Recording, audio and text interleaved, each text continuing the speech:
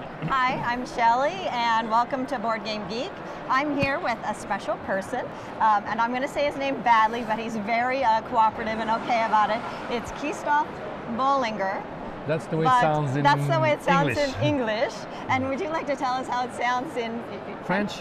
Boulanger? Boulanger. Like the champagne? It's much more beautiful, Boulanger. And we're very lucky to have him here today because, well, of course, he's talked with us before about Earth Reborn, which is an amazing, amazing game, and I loved getting to sit through your presentation of that. And now you have some amazing new adventures and games to tell us about, and we can't wait to hear about them. Okay, so hello everybody, and this is the new game we're putting out in Essen.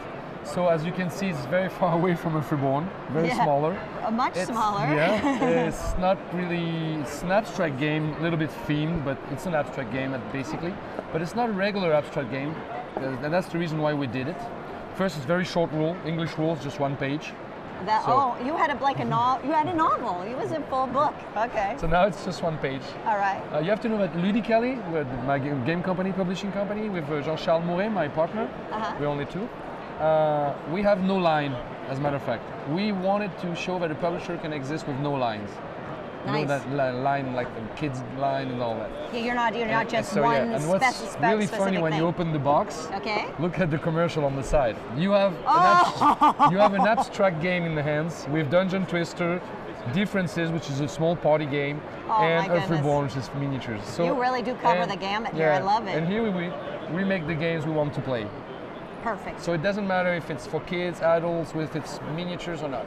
So this one is an abstract game with double-sided chips, which is the first time Ludofact ever produced that, so that's very special.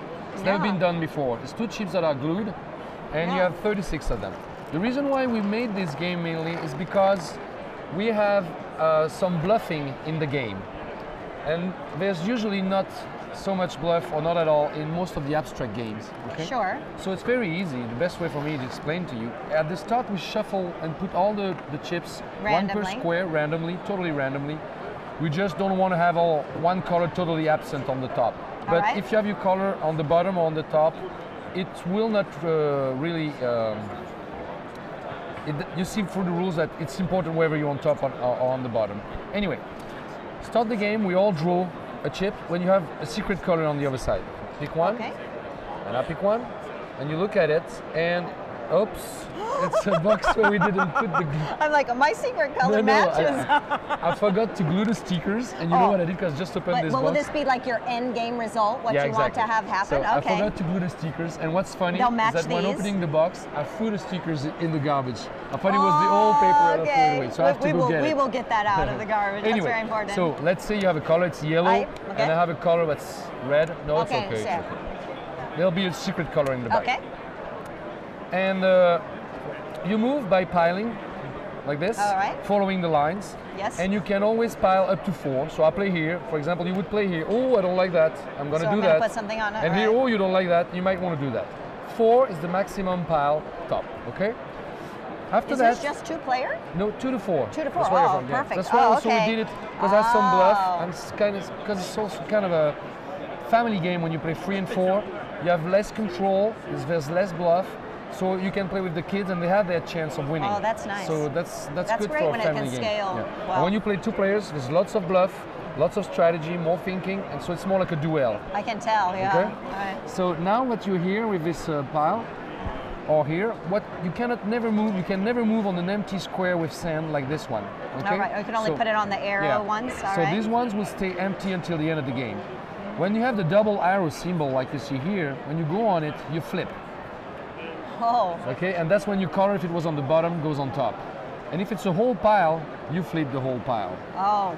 Easy. The game ends when nothing can move anymore, because it will be all surrounded by empty holes like that. That's where it's going to stay. And then that's when we reveal our color. You are red. You take this, all the red ones. Even if it's not level 4, it's okay? No, everything that has the red on top. Okay. So sometimes you want to isolate just 1 point, one pawn, and that's going to be 1 point. But and then I take all the yellow ones. And then or something. And then I take all the yellow ones. All right. Because I was yellow, and we count how many chips we have, and the one who has the most is the winner. So getting the higher ones is you better. get 4 points. This is fantastic. If you have only one, it's 1 point, and if you have a whole pile, it's 4. And that's it. So that's Sarena. Here it's retail for 23 euros at the fair. Its real price will be 25. The reason why mainly is that this is unique in the world. Yeah, it is and it's very handily unique. done in Germany. And it's produced by Ludopact. All right, and you have some other amazing things to tell us and show us. Yeah, well, there's lots of things coming up. Lots of things. So the other things is about, the other news is about Dungeon Twister. Oh. So this game has been out since 2004. It's quite big in the US, in France, almost most part of the world where they play games. And we released Dungeon Twister Prison with the miniatures. The big box was 2 years ago. And since I got busy with Earth Reborn and all the rest, we didn't release anything yet. But that doesn't mean that in the background we were not working on it. We are about to finish the expansion of Dungeon Twister, graphics and all that. It should come out like in 2012. We don't know exactly the right date, but we have already the new rooms that are done. The first concepts of the miniatures are coming, and everything's going to start being sculpted. So this expansion will not be a big box like Dungeon Twister. If not, it's not an expansion, you know. And since there's like 16 new miniatures and all that, it will be a big box, and it will be expensive. So what's going to happen is that we're going to release the expansion as transparent blisters, which you could see everything that you're buying. You will see the 4 miniatures, you will see the rooms on the other side, you will see the counters. So the player looks at that, and if he likes it, okay, I get it. If he doesn't like what he sees transparency, get it away. So by doing that, we're going to have an expansion coming out like every 3 or 4 months. Oh. 2 new characters, new miniatures, and lovely. you have a little bit of new rules to learn each time. Because some players that were not really up to date on the game, that didn't care and wanted to always have more and more characters and expansions. These guys didn't care the way it worked in the past. But the guys who were into the game but not having the time to follow up, you know, with everything that was released, they were like, oh, it's going too fast, and they kind of quit sometimes. Right. Okay. So by doing this, the tournaments will always evolve with only like 2 new characters coming out for every 3 months that you can insert in your team, and you will have to remove some other characters from Dungeon Twister Prison because you need only 8, and then now you have 10. So which one am I going to remove? And in each game, you're going to have this dilemma to confront. And then 3 months after, you're going to have 4 new characters, and then you're going to have 4 to remove from the past if you want to, etc., etc. Now, talking about the tournaments, Asmodee US, which was the distributor of Dungeon Twister in the US and Canada, Quebec, I've started like even a few months ago to relaunch and start again organizing tournaments all around the US continent. That's fantastic. Tournaments will be really players really love to play Dungeon Twister that, tournaments because they get to confront different strategies. So they have like 12 cities, I think it told me, where they organize tournaments all year long or at certain spots. And since the new expansion is going to come in 2012, this will even be something better for the players because they can confront with different players and with different characters and rooms and all that. So that's about the gaming community and all that. So if somewhere in the US you want to have some tournaments in your city and you like Dungeon Twister, please players contact Asmodee US and try to see if they can organize something in your city. I'm sure that there are people who would be interested in that through Asmodee. And you need to contact Stefan Brunel at Asmodee US, and he'll be delighted to help you. Okay, because he really loves the game and he wants to see tournaments and push the game in. Now, did you want to show something on your iPad really fast before? Yeah, maybe I can. So I mean, because you have the special. Yeah, well, that's also something else. No, that's for later. Now, the last thing about Dungeon Twister also is that there's the video game.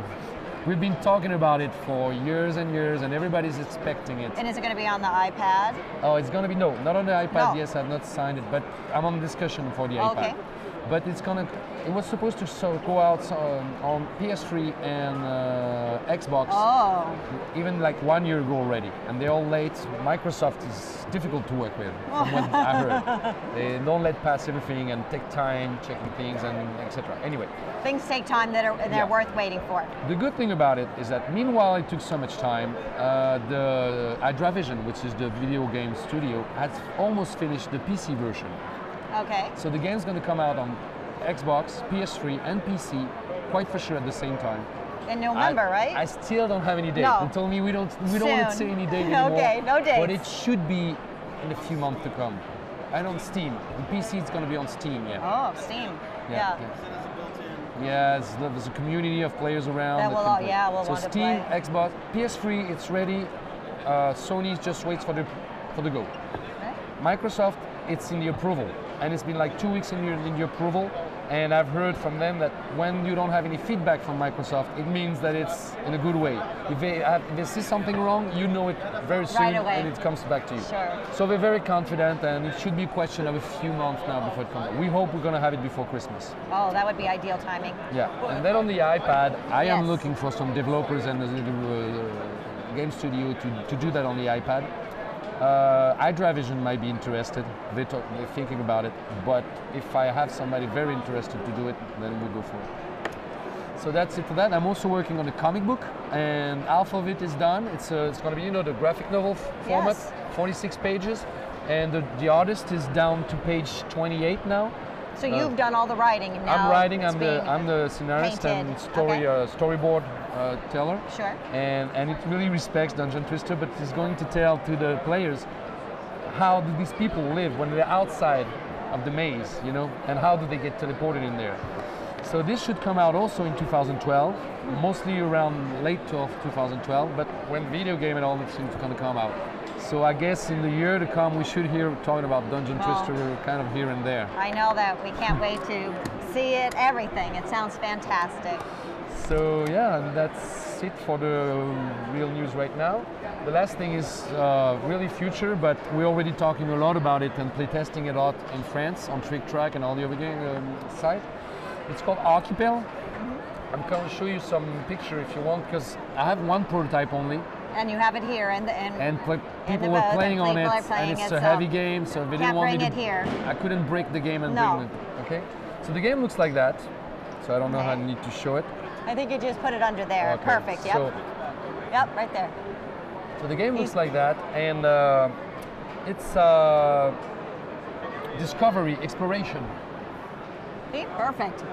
The game is an exploration game where you discover archipelago. Oh, we were wondering, Oh, the archipelago? No. what's the name in English for archipels? With lots of islands. Is there islands next to it? Oh yeah. How do you call that? Archipelago. Archipelago is the American yeah. name? Yeah. Okay. Archipelago. So, you discover here an archipelago, okay? Okay. And you are playing the role of a great explorer Mm-hmm. in the period of Christopher Columbus and all that, so it could be a Caribs and all that. And the funny thing is that it's a semi-cooperative game. So we all sent from Europe to discover these islands, Sure. colonize, exploit the resources, employ the people here, make them work and all that. But there are two ways of doing it, kind of. Either I come and I'm very capitalist, very greedy, I keep everything for me, send everything to Europe, export. And when the people are mad and they don't have the revolt. things, they revolt, they start revolting, and then we have a war, an independency war, and we have to leave this island and come back to Alright. Europe. Then we all lose. So that's how it's a cooperative game. Okay. On the other way, if the independence war doesn't happen and we all finish the game, then we all have secret missions that our European country has given us. Right. And we reveal all these conditions at the end, and we're going to score on all these cards and all. And there's going to be a first, a second, and fourth one. Wherever usually in a cooperative game, you either all win or all lose. Here, if we win, there's a number 1, number 2, number 3, number 4, and number 5 if we play 5 players. Okay. Wow. So on the game, there's a mix between German type game where you have resources, optimization, and all this stuff. It's a cooperative game, but semi-cooperative. It's what we call a backstabbing game, Sure. bitchy game, and all that. It's full of it. Yeah. Negotiations. You can negotiate lots of things everywhere, money and all that. It's an exploration game because the map is going to start gonna keep spreading, and it's always different. It's totally modular. And how long is the game? Well, and that's a real novelty on which I don't know, but maybe I will say something that I'm too self-confident. But I'm quite sure what I've put on this mechanic in the game is going to be copied quite a few times in the future. Okay. Because nowadays, the problem with everybody is that if they want to play games with a high theme and Yes. and everything is great and lots of ideas and mechanics and strategy that you can put into it, but if it's more than half an hour or an hour, oh no, we don't have the time. So we want games that are good and like Dune or the old Civilization from while. Island Hill. Yeah. They want it in 1 hour all Yes. the time. And That's in 1 impossible hour, to do it well. And, you don't have and so much get fun in a into the 1 hour theme, game yeah. than in a very high simulation game that lasts 2, 3, 4 hours. So I wanted to make a game that could fit anybody. So in this game, you can play from 1 to 5, and you can choose the length of play at the start of the game. Like we're all free together, and you say, okay, we have only 45 minutes with 3 players. You want to play archipel? Oh no, we don't have the time. Yes. We take the deck of short game cards. I love it. So there's You've 3 decks of adjusted cards. it. There's 3 Perfect. decks of cards: a short game, middle game, and long game. A short So game you'll for fit 4 players. everybody's needs. Short game for 4 players will be 45 minutes to for 1 4, hour. That's great. For 1 hour and a players, half. It depends on if you know the game. Sure, yeah. Middle game would be from 1:30 to maybe 2 hours and 2 hours and 30. Yes. And the long game would be like the old Civilization one, maybe a little bit shorter, like 4 or 5 Well, hours. you think of everything. This has been such a pleasure having you at Board Game Geek, and Christophe Bollinger? No. Yeah, no, you got it right. I did not. Yeah, you got it right. But please check out all of his games and all the wonderful things that he has to offer, because we're going to be seeing you a lot, because you have so many things out there. So so. thank you very much, and thank you.